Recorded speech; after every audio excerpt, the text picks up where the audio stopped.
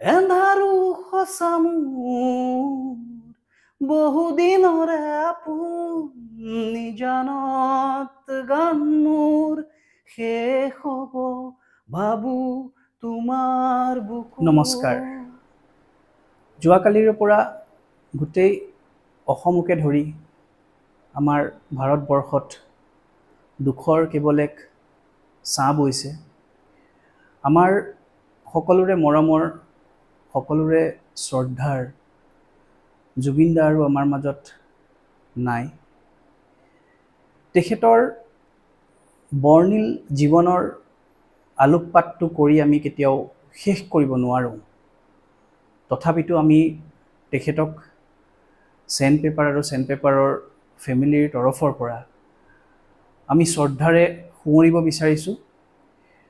আৰু তেখেতক লৈ আমাৰ মনত যিখিনি স্মৃতি আছে, তেওঁক লৈ যি স্মৃতি আমাৰ লগত ভাহি আছে, তাক আমি কিছু ৰোমন্থন কৰিব বিচাৰিছোঁ।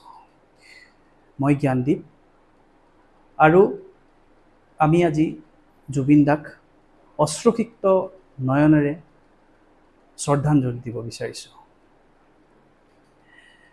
জুবিন দাৰ জন্ম 1972 চনত মেঘালয়ৰ টুৰাত হৈছিল।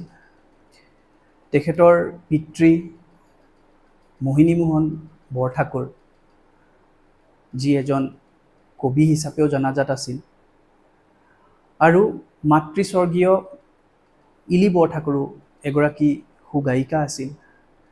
আৰু মাতৃৰ পৰাই আমাৰ মৰমৰ জুবিন দাই সংগীত শিক্ষা, প্ৰাথমিক সংগীত শিক্ষা লাভ কৰিছিল। পিতৃৰ চাকৰিৰ সূত্ৰে বিভিন্ন ঠাইত জুবিন দাই নিজৰ শিক্ষা বাল্যাৱস্থাত গ্ৰহণ কৰিছিল। কিন্তু তেওঁ নিজৰ কলেজীয়া শিক্ষা কৰিবৰ বাবে বি বৰুৱা মহাবিদ্যালয়ত এডমিশ্যন লৈছিল, যদিও তেওঁৰ গানৰ প্ৰতি থকা, কলাৰ প্ৰতি থকা যিটো তেওঁৰ টান আছিল, তাৰ বাবে জুবিন দাই এইখিনি তেওঁৰ যি উচ্চ শিক্ষা আছিলে সেইখিনি তেওঁ সম্পূৰ্ণ নকৰাকৈ ত্যাগ কৰিছিল। আৰু তেওঁ সম্পূৰ্ণৰূপে নিজকে সংগীতৰ চৰ্চাত, কলাৰ চৰ্চাত নিজকে সম্পূৰ্ণৰূপে তাতে ব্যস্ত কৰি তুলিছিল। তাতে তেওঁ নিজকে মনোনিৱেশ কৰিছিল। জুবিন দাৰ এই যিটো এটা সংকল্প আছিল, জুবিন দাৰ যি দৃঢ় মনৰ যি অধিকাৰী আছিল, জুবিন দাৰ পৰা আমি, আমাৰ যুৱ সমাজে এটা কথাই আমি শিকিছিলোঁ, আৰু শিকিবৰ কাৰণে আমি হয়তো যুগ যুগ ধৰি অনুপ্ৰেৰিত হৈ ৰ'ম, যে কিবা এটা কাম যদি আমি নিজৰ মনেৰে সম্পূৰ্ণৰূপে যদি নিজকে তাতে ডিভোশ্যন দি পেলাই যদি যিকোনো এটা কাম কৰা যায়, সেই কামটো যে সাৰ্থক হয় কষ্ট কৰি থাকিলে, সেই কামটোৰ শিক্ষা আমাক জুবিন দাই দিছিল। বহুতৰ বাবে জুবিন দা এজন সুৰকাৰ আছিল, বহুতৰ বাবে জুবিন দা এজন গায়ক আছিল, বহুতৰ বাবে জুবিন দা এজন চলচ্চিত্ৰ প্ৰযোজক আছিল, এজন নিৰ্মাতা আছিল, এজন অভিনেতা আছিল। কিন্তু বহুতৰ কাৰণে জুবিন গাৰ্গ এজন দাদা আছিল। বহুতৰ বাবে জুবিন গাৰ্গ এজন অভিভাৱক আছিল। আমি বাল্যকালৰে পৰা সংগীত যেতিয়া আমি বুজি পোৱা হোৱাৰে পৰা আমি জুবিন দাৰ গান শুনিছিলোঁ, শিশুৰ পৰা আৰম্ভ কৰি যন্ত্ৰ, পাখি, তেনেকৈ ধৰণে যেতিয়া আমাৰ কেছেট ব্যৱস্থাৰ পৰিচালন আছিল, যেতিয়া আমাৰ CD ব্যৱস্থা আছিল, তেতিয়া আমি জুবিন দাই গোৱা চিৰসেউজ গানসমূহৰ সংগ্ৰহ কৰি আমি ঘৰত যিকোনো প্ৰকাৰেৰে আমি শুনিছিলোঁ। এবাৰ নহয়, দুবাৰ নহয়, বাৰম্বাৰ শুনিছিলোঁ। এতিয়াও আমি যেতিয়া যিকোনো ঠাইৰ মাজেৰে পাৰ হৈ যাওঁ, এতিয়াও যদি আমি যেতিয়া পাব্লিক ট্ৰান্সপৰ্টত যাত্ৰা কৰোঁ, দোকান হওক, অনুষ্ঠান হওক, জুবিনদাৰ গান ভাহি আহে। জুবিনদা কেৱল এজন অভিভাৱক নাছিল, কেৱল এজন গায়ক নাছিল, জুবিনদা এটা অনুষ্ঠান আছিল।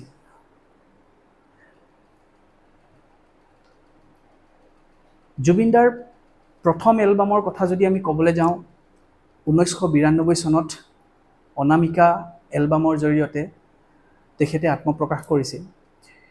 আৰু এই গানৰ তেওঁৰ যি এলবাম ওলাইছিল, এই যিটো সুন্দৰ এটা তেখেতৰ অনামিকা এলবামৰ যিখিনি কম্প'জিং আছিল, সেইখিনি জৰিয়তে তেওঁ অসমৰ প্ৰত্যেক ঘৰ শ্ৰোতাৰ তেওঁৰ জনপ্ৰিয়তা লাভ কৰিছিল।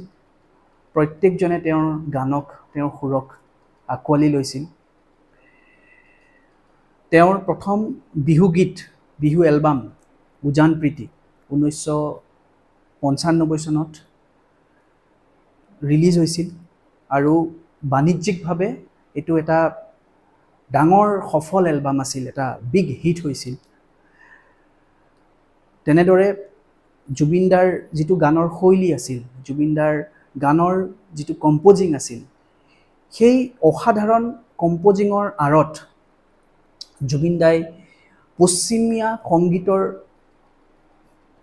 কিছু সংগীতৰ সুৰৰ দ্বাৰা প্ৰভাৱিত হৈ তাৰ লগত তেওঁ বহুতো ৰক, বহুতো লোকগীত আৰু অন্যান্য তেনেধৰণৰ গীতৰ সুৰ ফিউজন কৰি পেলাই যি সুন্দৰভাৱে এক আধুনিক গীতৰ শৈলীৰ যি জন্ম দিছিল, সি অতুলনীয় আছিল। আৰু কেতিয়াবা ভাষাৰে জুবিনদাৰ গান বা জুবিনদাক আমি এপ্ৰিচিয়েট কৰা আমাৰ ভাষা কম হৈ যায়, আমাৰ শব্দ কম হৈ যায়, আমি তেওঁৰ গুণানুকীৰ্তন কৰিবলৈ আমাৰ ভাষা কম হৈ যায়। আজি মই জুবিনদাৰ কথা হয়তো এনেকৈ কেতিয়াও শ্ৰদ্ধাঞ্জলি দিবৰ কাৰণে যে ক'ম, মই কেতিয়াও, মোৰ বিশ্বাস নহয়। মই যথেষ্ট সাহস গোটাই আজি আহিছোঁ। মোৰ কাৰণেও যথেষ্ট এটা ইম'শ্যনেল নিউজ, এণ্ড ময়ো যথেষ্ট সংযম গোটাই, বহুতো সাহস গোটাই আজি মই জুবিনদাক শ্ৰদ্ধাঞ্জলি অৰ্পণ কৰিছোঁ।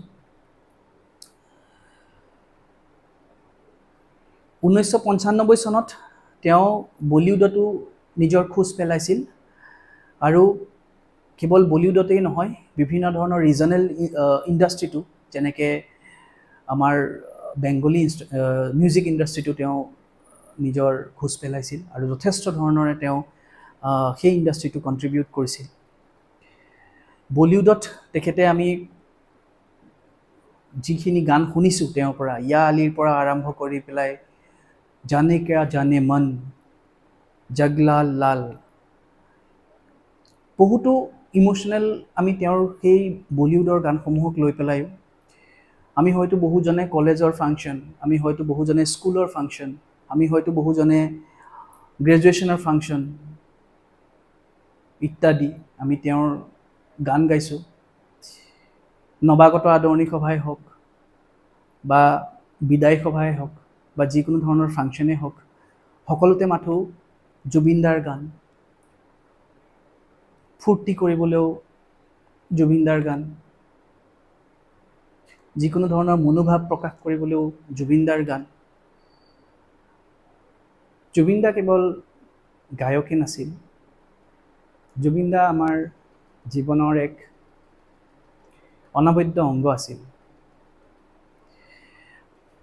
তেওঁ প্ৰায় বিভিন্ন ভাষাত 35,000তকৈও ওপৰত, 35,000তকৈও ওপৰত তেওঁ বা অধিক গান পৰিৱেশন কৰিছিল। আৰু তেওঁ যি দৃঢ় মনৰ অধিকাৰী আছিল, তেওঁ ইমান টেলেণ্টেড এজন গীতিকাৰ, সুৰকাৰ, কম্প'জাৰ, মই আৰু ভাষা বিচাৰি পোৱা নাই তেওঁক এপ্ৰিচিয়েট কৰিবৰ কাৰণে। তেওঁ একে ৰাতিতে 36টাকৈ গান ৰেকৰ্ড কৰাও আনুষ্ঠানিক ৰেকৰ্ড তেওঁৰ নামত আছে। আমাৰ সকলোৰে হিয়াৰ নামতো জুবিনদাৰ পৰা আমাৰ এতিয়াও বা আমাৰ ছিনিয়ৰসকলেও বা আমাৰ যুৱ সমাজেও শিকিব লগা এই দৃঢ় মনৰ যিটো অধিকাৰী আছে বা কোনোবা এটা টাৰ্গেট লৈ লক্ষ্য লৈ পেলাই যাতে সেইটো পূৰণ নোহোৱালৈকে লাগি থাকি সফলতা অৰ্জন কৰিব পাৰি, এই শিক্ষাও আমাক জুবিনদাই দি গৈছে।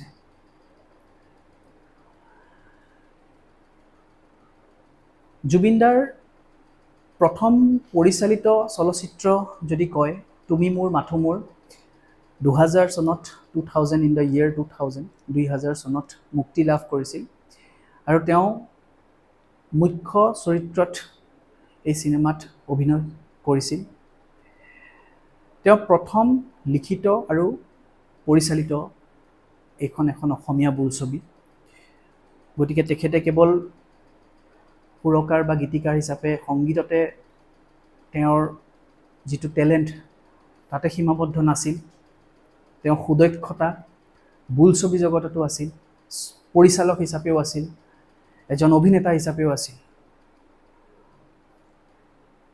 ক্ৰমান্বয়ে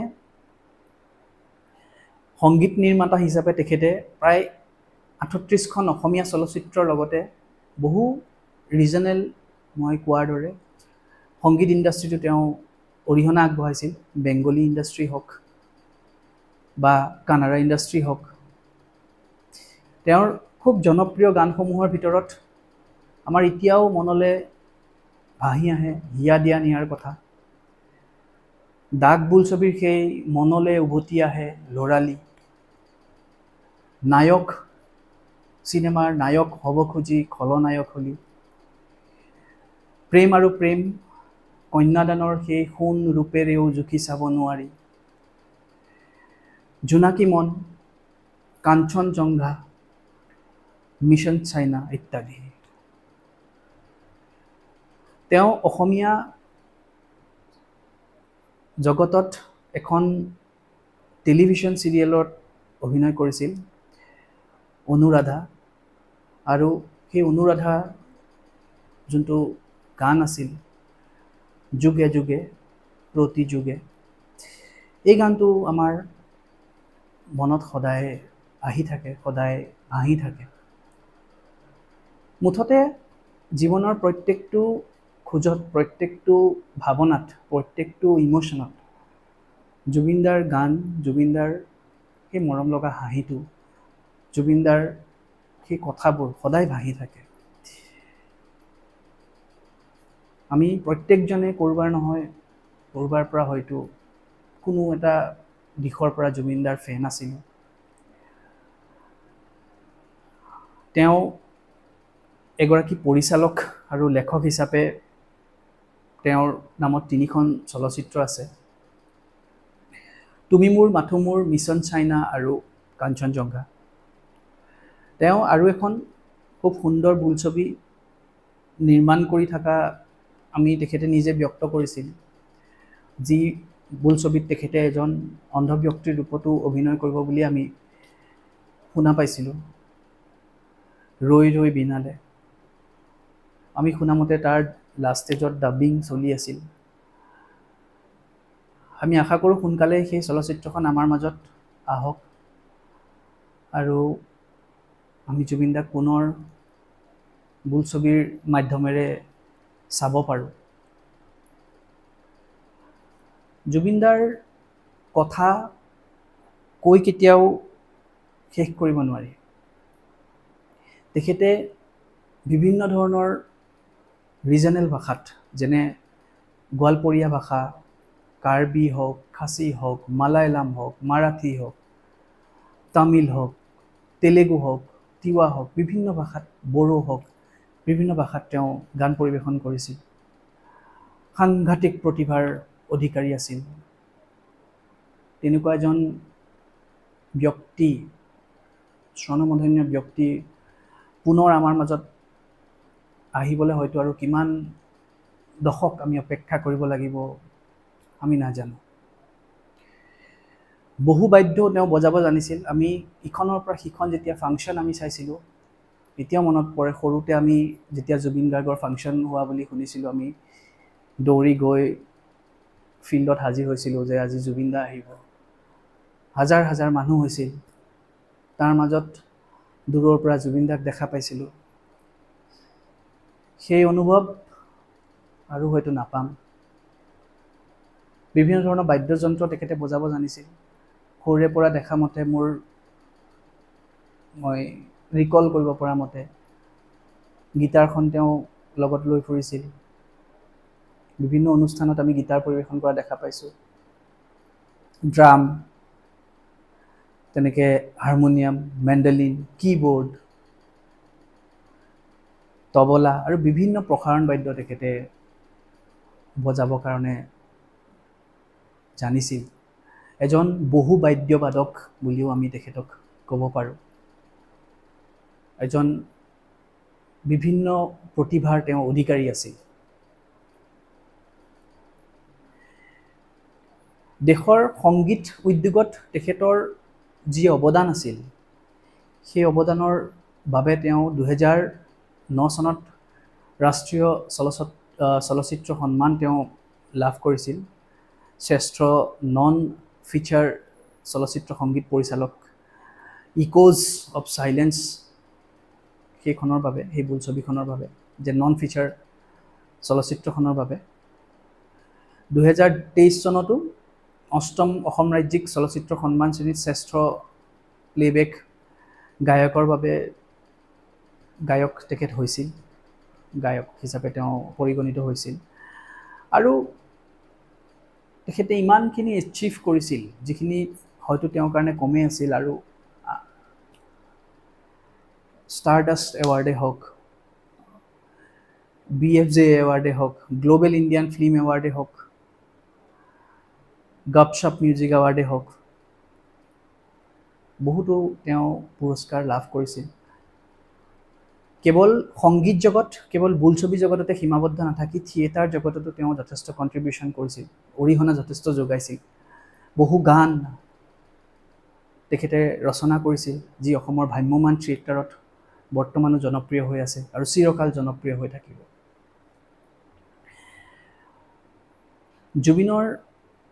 জুবিনদাৰ কৈছিল যে মই এজন ছ'চিয়েলিষ্ট প্ৰায়ে তেওঁ কোৱা শুনিছিলোঁ আই এম এ ছ'চিয়েলিষ্ট আৰু কৈছিল মোৰ কোনো জাতি নাই ধৰ্ম নাই ভাষা নাই ই এক ডাঙৰ আৰু গভীৰ এটা মেছেজ দি গৈছিলে আমাৰ কাৰণে সমাজৰ যি সামাজিক ব্যাধি সেইসমূহৰ পৰা আঁতৰত যাবৰ কাৰণে জুবিনদাই এটা আমাক ৰাস্তা দেখাই গৈছিল কাষ্টিজিমৰ দৰে যি এটা ব্যাধি আছে সেইটোৰ ঊৰ্ধত এজন মানৱে কেনেধৰণে জীৱন নিৰ্বাহ কৰি প্ৰগ্ৰেছ কৰিব পাৰে উন্নতি কৰিব পাৰে সেই কথা আমাক জুবিনদাই শিকাই গৈছিল নিজকে ছ'চিয়েলিষ্ট বুলি কৈছিল কেৱল কোৱাই নহয় কামেৰেও পৰিচয় দিছিল কলাগুৰু আৰ্টিষ্ট ফাউণ্ডেশ্যন যিটো এটা চেৰিটি তেওঁ চলাই আছিল তাৰ জৰিয়তে তেওঁ বিভিন্ন প্ৰয়োজন বোধ যিসকল লোকৰ যিকোনো ক্ষেত্ৰত প্ৰয়োজন আছিল সেই লোকসকলক তেওঁ যথেষ্ট হেল্প কৰিছিল সহায় কৰিছিল বহুতে কয় যিকোনো সহায়ৰ কাৰণে জুবিনদাৰ তাতে গ'লে হয়তো এটা উত্তৰ পাব কিছু সহায় পাব জুবিনদায়ো মাজে মাজে সময় আহি কয় সময়ত আমি দেখা পাওঁ যে আজি তেখেতৰ ঘৰত সহায় বিচাৰি ব্যক্তি আহিছিল কোনো আহিছিল তেওঁ সহায় কৰিলে অসাধাৰণ ইয়াক সাধাৰণ ভাষাৰেও বুজাব নোৱাৰি আৰু তেওঁৰ নিজকে যি ছ'চিয়েলিষ্ট ব্যক্তি হিচাপে নিজক ক'ব খোজে সমাজত যি সমানতাৰ কথা তেখেতে কয় সমাজত যি ঐক্যৰ কথা তেওঁ কয় ব্ৰাদাৰহুডৰ কথা যি কয় তেওঁ নিজে পালন কৰাৰ লগতে আমাকো সেই পথেৰে পৰিচালিত কৰিছিল জুবিনদা আজি আমাৰ মাজত নাথাকিব পাৰে কিন্তু তেওঁৰ গান তেওঁৰ সুৰ তেওঁৰ বোলছবি তেওঁৰ স্মৃতি সকলোখিনি আমি লৈ জীয়াই থাকিব লাগিব আৰু আমি আশা কৰিব লাগিব যে জুবিনদাৰ সেই সোণৰ অসমখন যাতে আমি সোণৰ অসম হিচাপে গঢ়ি তুলিব পাৰোঁ